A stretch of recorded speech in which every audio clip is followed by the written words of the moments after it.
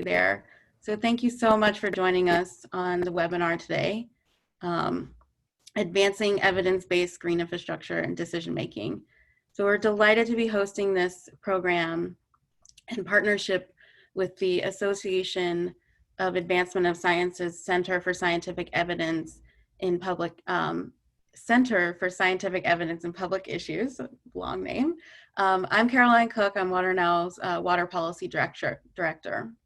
So during the webinar, we're going to hear from our esteemed panel of speakers about their experience with implementing green stormwater infrastructure in their communities, and we'll engage you to gather your insights into scientific evidence you need to continue to advance these sustainable options. And I know there was a question about this, but there will be a recording made available to you all on the Tap into Resilience resource library. So speaking of our panelists, we're grateful to be joined today by Jessica Brooks, the Director of Philadelphia Water Department's Green Stormwater Infrastructure Unit, Councilman Corey O'Connor with the City of Pittsburgh, who also serves on the board of the Allegheny County Sanitary Authority, Commissioner Kimberly Dubuclet, as long as she's been able to join us. Thank you for your patience on that, who's on the board of the Metropolitan Water Reclamation District of Greater Chicago and serves as the chair of the board's federal legislation and stormwater committees. Tyler Antrup, the Director of Planning and Strategy at the New Orleans Sewerage and Water Board, and James McAdam, the Superintendent of Public Information and Conservation with Tucson Water.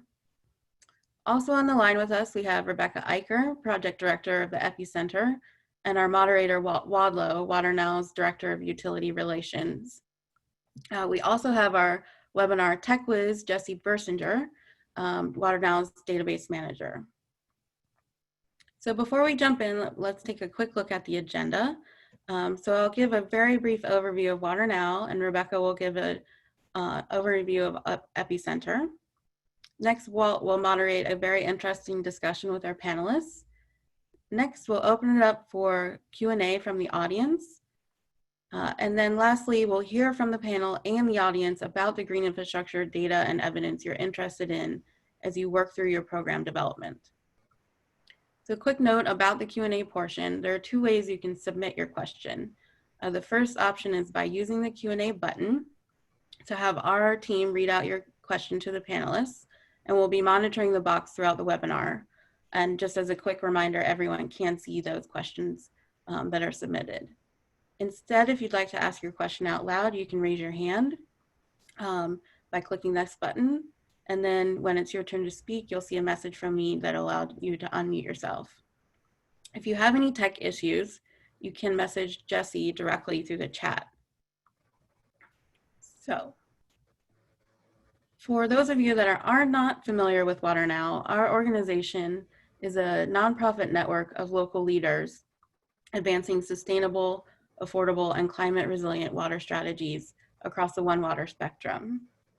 And sustainable is sort of a catch-all term, but for WaterNow, we define it as providing safe, healthy, and affordable water services for people while preserving the integrity of water resources and the environment for future generations. And our work falls into a few different categories. We advocate for policies at the state and federal level that create pathways for sustainable and affordable solutions. We engage our members and connect them with innovative ideas, resources, and opportunities. And we demonstrate success by providing technical assistance to implement projects on the ground. So with that, I'll turn it over to Rebecca. Thank you. So as Caroline mentioned, we are part of the American Association for the Advancement of Science, or AAAS as we call ourselves. AAAS as an organization has been around for over 170 years. We're a multidisciplinary scientific association with over 120,000 members, 250 affiliate scientific societies and associations. We're the publisher of the journal Science and 5 other journals. And one of our programs is the AAAS Science and Technology Policy Fellowship, which is nearing its 50 years of placing scientists in federal government agencies in all branches of the federal government. And we have over 3,000 alumni in that program. And we often like to call ourselves a force for science. The AAAS Epicenter, the next slide, is a relatively new initiative at AAAS. We've been around for a bit over a year now. And the mission of the Epicenter is to bring scientific evidence to policymakers and other decision makers in ways that are clear, concise, and actionable. We want scientific evidence to be part of the decision-making process, but we also recognize that it's not the only piece, and there are many other factors that come into ultimately making decisions and policy choices. And we're just working to make it easier for policymakers and decision makers to access scientific information and evidence as they are making their decisions. Next slide. So our approach, we are interested in finding topics where we can be targeted, timely, and nimble. As many of you have probably come to find out, science is a process. It takes a long time, and policy can happen a lot quicker than science can. And so we work to find ways to bring clear evidence to decision makers in a timely fashion for their decision making. We're also a multidisciplinary association and effort from the Epicenter, so we definitely incorporate different parts of the scientific and engineering community in our work and our interests. Next slide. In 2020, we have a few environmental focal areas that I'm leading up. The first is why we're all here today, so the green stormwater infrastructure area. And the Epicenter is really interested in finding out more about the scientific information and evidence that decision makers are looking for in this area and how we can be helpful. Additionally, we're focusing on two other environmentally related topics. So looking at PFAS, or per and polyfluoroalkyl substances, and drinking water, and beginning to work on the orphan wells and improperly abandoned wells in hydraulic fracturing and the link to methane emissions. So if any of those topics are of interest, please feel free to reach out to me. I'd be happy to talk with you more about them. Next slide. And thank you again for being here, and to all of the panelists for giving us their time and information. Yes, great. Thank you so much for that excellent overview, Rebecca. We're really grateful to be working with the Epicenter to help bring the scientific evidence to our water leaders. So with that, I'll hand the mic over to Walt to take us into our discussion. And now we're going to move right into the moderated discussion with our panelists. I want to publicly thank our panelists. We have over 300 registrants for today's webinar, and I am positive it's the quality of our panelists that has produced such a large registration pool. So we'll try to be efficient with everybody's time today, and I'm going to move us right into our first presentation by Jessica. Sure. Good morning, or good morning and afternoon, I guess, to all of you out there. I think we're probably a mix at this point. So I'm Jessica Brooks. I represent the Philadelphia Water Department, and I work on our green stormwater implementation program there. We have a green infrastructure program that's largely structured around compliance in Philadelphia, because we have a long-term control plan for our combined sewer overflows that is a 25-year plan. It started in 2011, so actually right now we are in year 9 of that plan.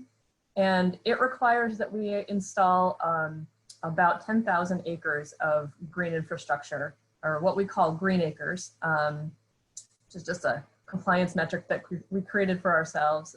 The 10,000 acres of managed water through green infrastructure within the city of Philadelphia over the course of 25 years. You can go to the next slide. A lot of people ask us, how do we handle such a large implementation approach? And in just a couple of minutes, I kind of like to boil it down to our what, where, how approach to planning a green infrastructure program, we kind of started with, what type of runoff are we actually going to manage? Obviously, it's coming off of impervious acres, but are those impervious acres in the public right-of-way where it's fairly easy for a utility to get to them? Or are those impervious acres on parcels where you may need different types of policies? For us, given our large scale, we realized pretty quickly we'd have to be going after both of those. So go to the next slide.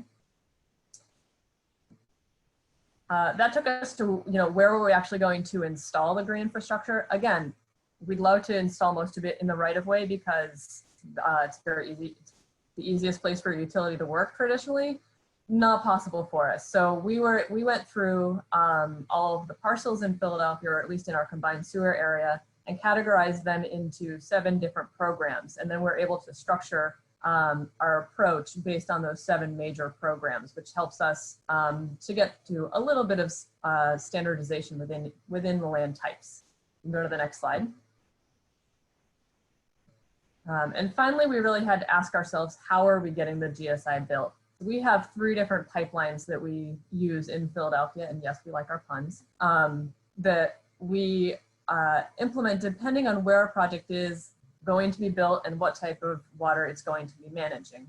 We have a public retrofit pipeline, which is really the infrastructure that ends up being owned, operated, and maintained by the department, publicly funded and publicly owned. We designed and constructed ourselves. We have an incentivized retrofit pipeline, which is a grant program that we offer to do retrofits on private parcels. Those GSI systems end up being owned and maintained by the private property owner, but they are often nearly 100% financed by the department through the grant program. And finally, we have our stormwater regulations, which have been in place actually since 2006. This is any development that's happening in the city over a certain size. They're required to put stormwater into their site during their construction. And we're able to take credit for those green acres that they create. We do have an inspection program and monitoring to make sure that they're up to, they continue to function throughout time. But that's the main approach that we're taking in Philadelphia at this point, and I think I'll hand it off to the next going west. Jessica, great overview. Thank you very much. And Corey, you're up next. Thank you. Yeah, we do get along with some people in Philadelphia, even though we're in Pittsburgh, but it's okay. Sorry, it's a penguin flyer kind of thing. I'm Councilman O'Connor. I actually wear 2 hats in this discussion. One, I'm elected official in City Council. So I represent the city of Pittsburgh, who also, we have an implementation program for all new construction that goes on throughout the city of Pittsburgh, especially if you're going to get public dollars. You have to go through a process that comes through council, and we vote on it. And we look at stormwater, how much stormwater you're getting out of the system, and other green solutions that you can add to your building if you're using taxpayer money. When you go to the other hat that I wear, I'm now the chair of what we call here locally is Alcosan, and that is our SOAR system. It has 83 municipalities counting the city of Pittsburgh. So it's basically the entire county, Allegheny County, in which the city of Pittsburgh is involved in. So there's probably about 1.2 million, 1.3 million residents. We finally just signed our consent decree from the federal government this past year.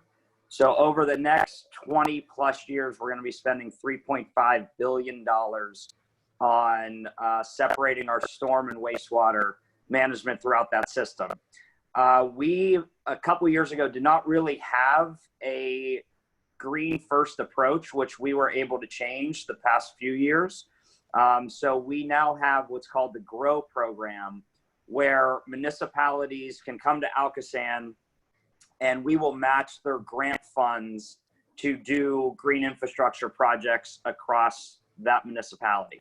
We've sponsored about $30 million of it so far in just the past 3 years. And each year we find the biggest challenge is with the engineering cost.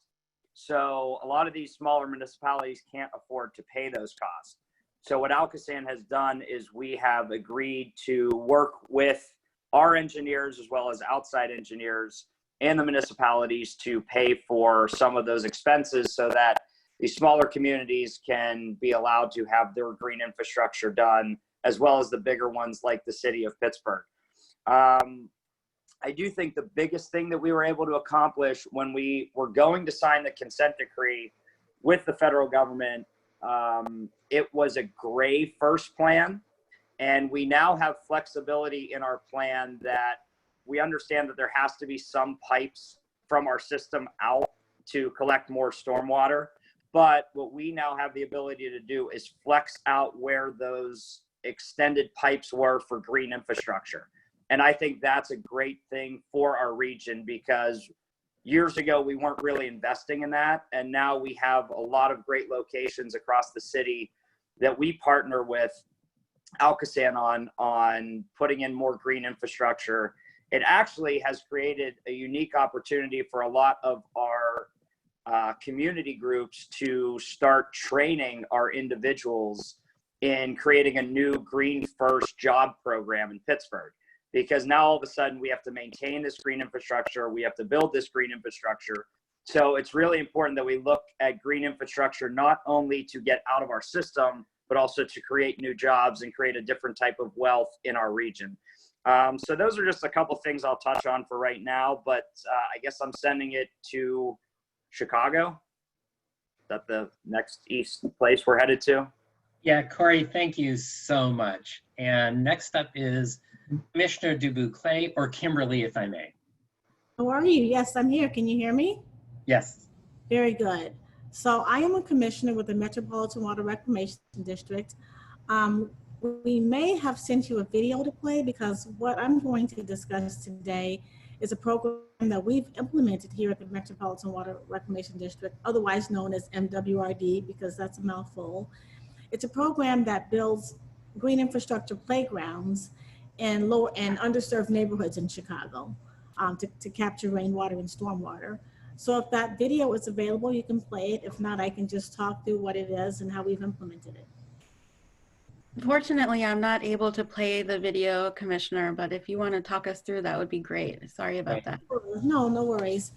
So Space to Grow, as I mentioned earlier, is a program that we've developed here at the Metropolitan Water Reclamation District in partnership with the Chicago Water Department, as well as the Chicago Public Schools.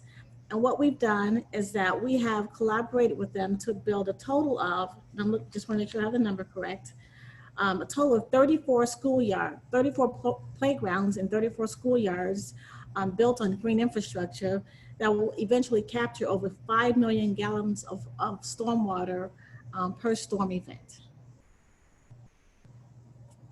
So it's been very successful. You know, as we go through the panelist discussion, I can talk more about our guidelines for picking schools and how successful it's been. But that's what we're doing here in Chicago. Kimberly, thank you so much for sharing that with us. And I suspect you'll get some requests for the video from some of the attendees today as well. Sure. And still moving west, we're going to move to Tyler. You are next up. Hey, yeah, thanks. So Tyler Anthrop, Director of Planning and Strategy with the Sewerage and Water Board of New Orleans.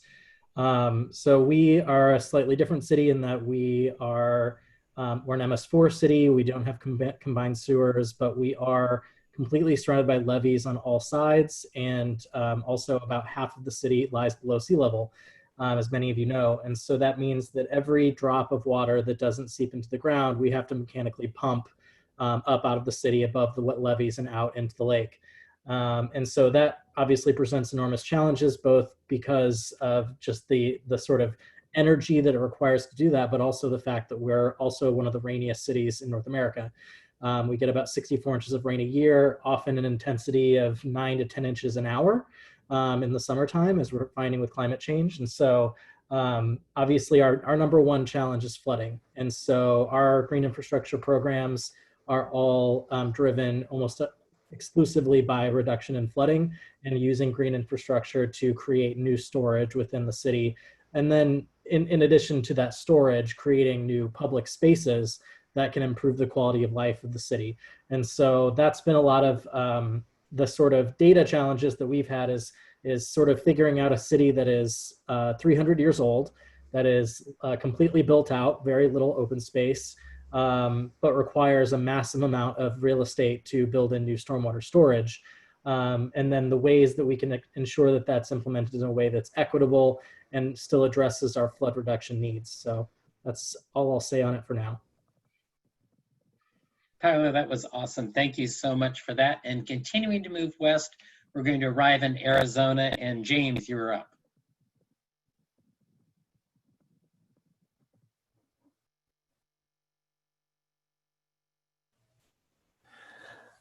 Can you hear me? All right. My name's James McAdam. I manage the Public Information and Conservation Office for Tucson Water, which is a department of the city of Tucson. We are Southern Arizona's largest water utility. And let's go ahead and go to the next slide, please. So, Tucson is not a combined sewer community. We don't have a CSO driving any of this. The driver for green infrastructure in Tucson is really water supply. And Tucson for a long time was the largest community in North America that was entirely dependent on groundwater. Now we get water that's pumped 300 miles uphill from the Colorado River. But because of our history, just because of who we are as a community, there's a long history of grassroots water conservation, zero escape, and most people know green infrastructure in our town as rainwater harvesting. For us, rainwater harvesting isn't just capturing it in tanks, it's capturing it in the ground. And that's thanks to a lot of educators and activists here in town. And so anyway, that has built over the years. And just in February of this year, our mayor and council created a new fund. It's a green stormwater infrastructure fund, and it's to build and maintain new GSI features on public property throughout the city. It's about $3.5 million a year. The average cost to a customer is about $1 a month. And so, of course, the mayor and council passed it. We had our big aspirational plans, and here we are, in the midst of the pandemic, and we had a hiring freeze. And so we are not as far along as we'd like to be at this stage, but we have some great concepts, and we're taking steps. Next slide. Just in case people are wondering, what the heck does green infrastructure look like in a place like Arizona? I just had a couple of photos. Lots in our community. There's lots and lots of curb cuts bringing stormwater into the right of way. And this is really the most important part for us is GSI is a response to climate change and adding resiliency to our community as a sustainable source of water irrigation for trees and vegetation. We want this to be our primary source of irrigation for our urban forest. Our mayor has a goal of planting 1 million trees by 2030. And if that's going to be sustainable, the primary source of water for those trees needs to be the added flow from impervious surfaces. Despite the fact that we're, just to add to the 2020 mix, we are having our worst monsoon season ever recorded in Tucson. We usually get half of our rainfall in the summertime, and which is about 6 inches, and we're way, way, way behind that. Next slide, and this is the last slide, just some other pictures. That top one is actually in Las Cruces, New Mexico, a retrofit to bring some stormwater off of a parking lot. And the bottom right is a lot of what we've done in neighborhoods that need traffic calming. Our streets are over wide. Our streets are used for stormwater conveyance. And so we're doing a lot of retrofitting there. And that's it. James, thank you so much. And I am going to wait. I had a few questions for the panelists, but we already have audience questions coming in. So we'll move right into the audience Q&A. Part of this. And what I'd like to do, you can see the instructions on your screen. but we already have a few that have showed up in the chat box. So if you will allow me, I'm going to go ahead and start with some of the questions that have already come in for you as panelists. And the first is for Jessica. Where does the money come from for the grant program for the incentivized retrofits? Yeah. Always questions about we use water department operating funds for our grants at this point. The grants that we give away. And a second part to that, for new development permit compliance, is the new infrastructure owned and managed by the property owner? Yeah. For new development, I would say 99% of the time that those systems are owned and operated by the property owner. They're installed up. We do have, though, we have options for banking and trading. So if you have another property that you can convince to take over your requirement, you can do that. And we just recently, like in the past year, created a system of opportunity where a developer could install it in the right-of-way and essentially give that to the water department. We haven't had anybody take us up on that yet, though. It's very new. Okay. Thank you. Next question is for Commissioner Dubuclet, Kimberly. Do you engage with the communities in the process of building the parks or provide any educational resources for community members to learn more about stormwater?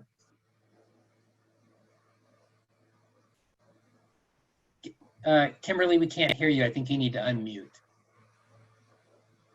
Thank you, technology. Yes, we absolutely engage the community as part of our selection process. We engage the students, school staff, parents, and community members in developing the design. Parents and community members are invited to be part of the ribbon cutting ceremonies. They're invited to be part of the planning days and ongoing events. We also engage parent leaders at each school and connects teachers with professional developments. As I stated earlier, these schoolyards provide a welcoming space for community activities. So it's not just for the school's use, it's also for the community's use. Great, thank you very much. And then a question for, wow, lots of questions. A question for James, this is great. A question for James. The Tucson Fund is funded via property owner assessments, that's a question. Or are there other planned sources of funding for the future? So the current fee is funded by a fee on the utility statement based on water consumption. And so for the vast majority of customers, it's based on how much water is flowing through their meter. We already had a water conservation fee that uses this mechanism. So basically people are charged per CCF or per 100 cubic feet of water. We do have a proxy for sewer only customers. But the average cost to like a residential homeowner is about $1 a month. And this is a less than optimal situation that was essentially created as a compromise. The mayor and council was looking for a way that they could make the fee progressive, and so that people could at least have some impact on how much they're paying the fee. We weren't ready to go to the full stormwater utility model or even a modified utility model where it's based on impervious surfaces or lot size. We're trying to create a really small sort of almost like a pilot program. And so we weren't ready to take that step towards, you're getting charged for how much water is discharging from your property, because that opens a whole host of legal and logistical issues that we didn't want to get into. Great, thank you very much, James. And then we have a couple of questions for all the speakers. So I'll put these out there and just ask that any of you that feel like you have experience or would like to weigh in, please do. And the first of those questions is, how effective is your program and how do you actually measure that? So if anyone wants to jump from the panel, please do.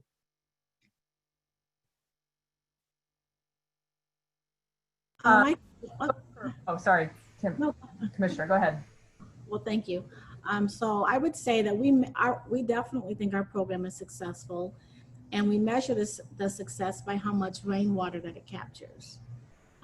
Ultimately, it keeps it out of basements. And also, obviously, the use of the playground by kids, and then teaching them about green infrastructure and the environment, climate change, and all of that. All that education process goes into building each of these playgrounds. The combination of playgrounds and dry basement sounds like a set of really good KPIs, good key performance indicators. Jessica, you were going to respond to? I was going to say winning combination. Yeah, I was going to say that we have, in Philadelphia, we actually have a requirement that we do monitoring of our systems. And so we do keep track of sort of our expectations of performance and then our actual performance once they're installed. And for the most part, our systems outperform the expectations. And you might chalk that up to a lot of sort of engineering safety factors, but they are performing well. Great. I have another question for all panelists, so whoever wants to jump in. Who have you found is likely to object to your implementation of green stormwater infrastructure? Have any of you had challenges from the community or particular interest groups that you'd be willing to share with our attendees today? We don't have any objections. Our biggest issue is the competition, communities and schools that want the project. That sounds like a great problem to have, people clamoring to participate. Correct. Okay. We tend to. Go ahead, Jessica. Well, I was going to say, we tend to hear our most objections actually when we're in construction, because that's a tough time to be a neighbor. But we do a lot of post-construction surveys through our public affairs division, and we've seen like once the construction is gone and the dust is gone and the plants are planted, people tend to like them a lot better. That sounds very typical for most of the public works we do as public agencies. The construction period is always challenging. And then a third question that I'm going to set out there to the entire panel for whoever wants to jump in. What's the reaction from other policymakers in your community? Are they typically supportive? Do you have public agency support and agreements? I guess I can go. I would say that for us, getting it off the ground for green infrastructure and getting people to push for it was a bit of a fight at the beginning. I think more and more people are starting to realize that green infrastructure has a huge solution that we all didn't think about at first. So now I think for us, it's getting the implementation done quicker, and then also showing everybody that we have flexibility, especially in the $3.5 billion project, that we can implement green. I think a lot of people, when you roll out the first plan, and again, that's 20 years ago, just looking at gray, did not believe that we would change into a green approach. And I think now it's proving to everybody that green, we do care about it and we do want it in our plan. It's not as easy to flip as people think. So I think educating the public on the reason why we're going to a green approach, but then also using specific projects to get to that approach, has been a little bit of an uphill fight just to prove that we are changing as an organization. And that's something that we have to get over. Great, thank you. Also, thank you very much. Sorry, yeah, I think one of the challenges we've had too is that it's a fairly popular program here. I mean, the public is very much behind green stormwater infrastructure, and so there's usually little opposition. But one of the challenges we have from a planning and sort of engineering point of view is a desire to make things move faster maybe than they should. or the idea that this is something simple that can be done. You know, a lot of times we hear from our constituents and from our elected leaders, why don't we just pave all the streets with permeable concrete and things like that, which, you know, are fine ideas on their face, but obviously there are technical challenges and funding challenges and a number of other challenges. And so one of our biggest challenges has been making sure that it's a data-driven, methodical approach, and that we're doing things in a way so that we're making good policy while we are implementing projects, rather than just sort of throwing things out there and seeing what sticks. Thank you very much, Tyler. And for our final question before we move into the poll section, I want to follow up on something you mentioned, which was data-driven. One of the questions that came in is, what types of information or data have your communities used to develop the programs, especially what types of maybe external data that your agency didn't hold or that you wish you had, did you find that you needed or you wanted to tap in putting together these programs? Does anybody have any comments on the data side? I'll jump in on that one.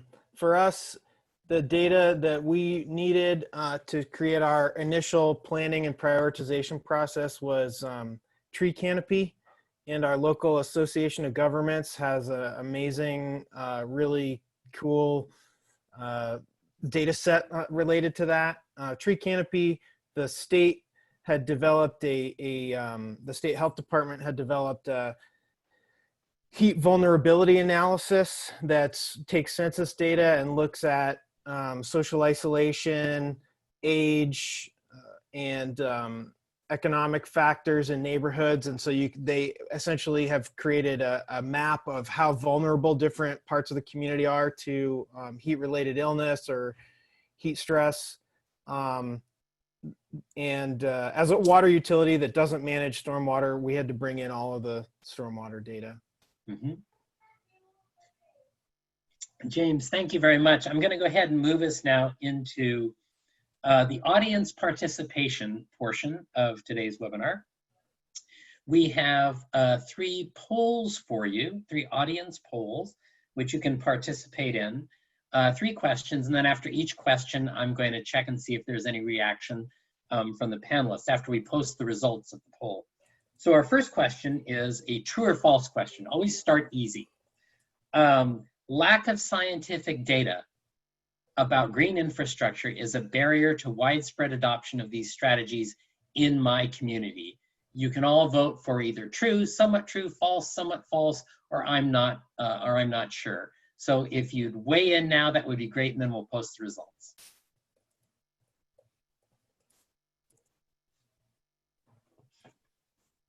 And panelists, while that's happening, you might be giving some thought to how you might want to react to that for your particular community, or the results that you see of the poll, which just showed up on the screen. So just looking at the results, the vast majority of people said somewhat true, which indicates there's some need out there for scientific data. Any comments from members of the panel?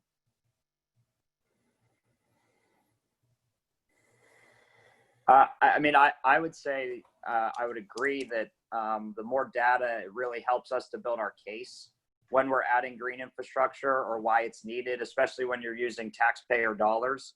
A lot of the time, you know, to say we're going to spend, you know, a couple $100 million on rebuilding a park and a storm system through creeks and things like that, it's really hard to make that argument sometimes. So I think the more engineering studies, I would say, to show where this benefits our entire system really helps us as an elected official go out and say, yes, this is why we're going to spend this money, and it's your taxpayer money, but instead of building a pipe, this is better for the entire environment by doing a system like this.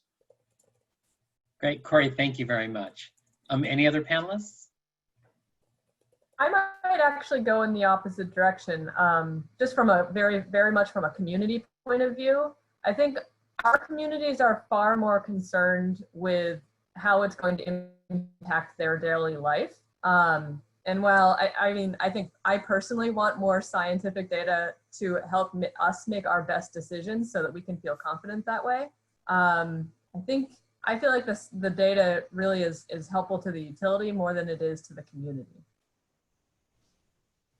Great, thank you both for weighing in. And I suspect there's resonance for both those points of view probably out there in our attendee group as well. So we're gonna go ahead and move to the second poll question. And that'll pop up shortly on your screen. And the second poll question is, what data or information about green infrastructure would you most need for your community to adopt these strategies as a way to address stormwater and/or flooding issues? And you've got some choices there: quantitative analysis on the water management, quantitative analysis supporting green infrastructure sizing, guidance on operation and maintenance best practices, guidance on establishing and implementing standardized green infrastructure design specs, or I can't choose just one, my community needs all this information, or finally, my community data or information need isn't actually listed. So members of the audience, please go ahead and cast your ballots.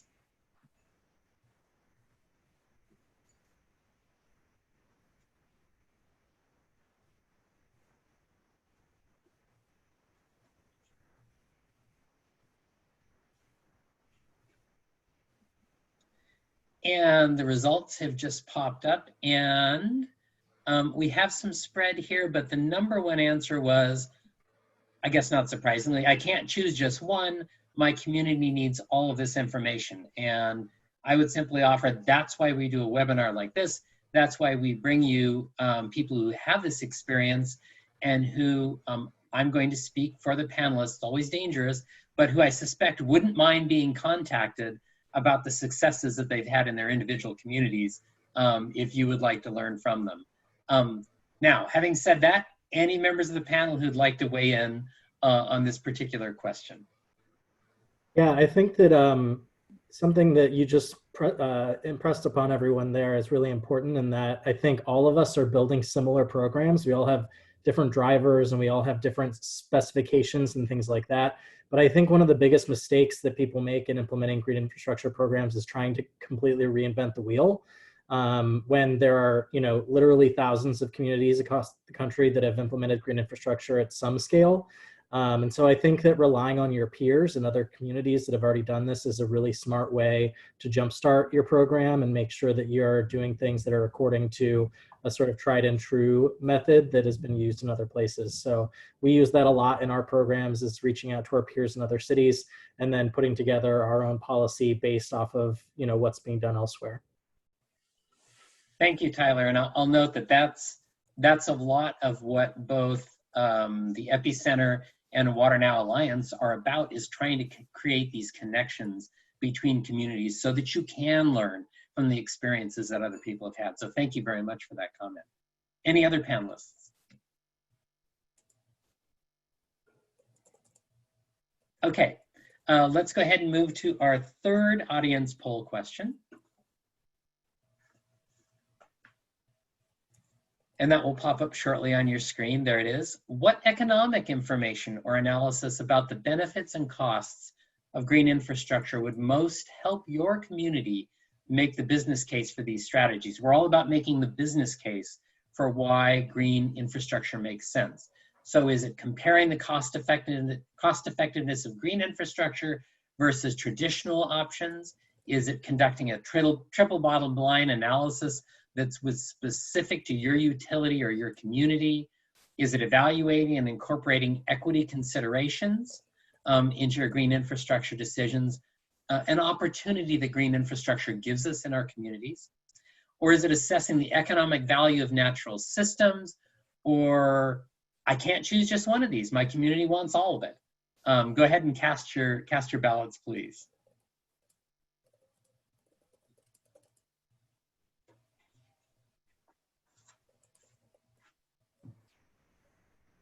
Yeah, you can tell it almost looks like we rigged this so that everybody would choose. I can't choose just one. We didn't. We just tried to represent the variety of things that we know some communities have come up against. But again, people are saying, I can't choose just one. My community needs all of this information. So again, I'm going to turn to the panel. I'm going to kick it over to you for any comments you have about the economic analysis of benefits and costs that you'd like to share today. I would just say, just in general, green infrastructure projects typically cost more upfront, which can be a deterrent. But we have to look, or you should look at the long-term savings and the long-term effects on the environment when you are doing your cost analysis. Yeah, I think what the commissioner is saying is really accurate. You may end up spending more on green infrastructure, but and that's why this economic information that is more holistic is really important, not only to just support the existence of the green infrastructure in a program, but the decision making around each site that you're working on. And I'm going to jump in here and I'm going to say a thank you to all our panelists. You've all been so concise and on point that you have earned us a couple of extra minutes. And so I'm going to use that. And I'm going to ask each one of you, and we can go in the same order that the initial presentations were made. If you had one piece of advice to offer our attendees today based on your experience, what would that one piece of advice be? If you could share something that you've gleaned from your experience, and you're willing to do it now, that would be great. And of course, we know who that puts up first. That's you again, Jessica. Hi. I think if you are just getting started on a green infrastructure program in your community, I would recommend balancing out your willingness to give yourself the flexibility to make changes with this desire to standardize. You really have to give yourself both. It's absolutely necessary to give yourself time to kind of play around with what's going to work for you in your community and the sites that you're working on. At the same time, eventually, it is absolutely necessary for you to develop standards so that program is something that can be sustainable long-term and at large scales. So that's what I would say. Jessica, thank you very much for that. Corey. Yeah, I would also follow those lines. I would say holding people accountable, especially when you're looking at private developers and people that are claiming that they're going to do green projects. So from a city standpoint in the city of Pittsburgh, we would hold them accountable. I also think the education of the public is really important for us to explain why the long-term costs, we're actually going to be saving money on green infrastructure plans, as well as creating, as I mentioned before, an economy around green that we don't talk about enough. But I think a city like ours, when you're talking about just basic maintenance jobs, you can hire 3 or 4 people to maintain green infrastructure across the city. And now all of a sudden you're creating a new type of wealth that people might not have thought of based on green infrastructure. So those would be the things that I would think about long-term if you're going to start those plans. Corey, thank you very much. Kimberly, over to you. So Corey touched on a couple of points I was going to mention. I was going to say you need to collaborate with other government agencies or with private enterprise. I would emphasize what Corey said about education, making sure that the public is educated on the value of having green infrastructure. And that's a huge one because most people don't really understand the value of green infrastructure. And then finally, just staying focused and determined and seeing the project through, because it's easy to get distracted and get discouraged. But if you just stay with it and stay focused, you can get it done. Great. Thank you very much, Kimberly. Tyler.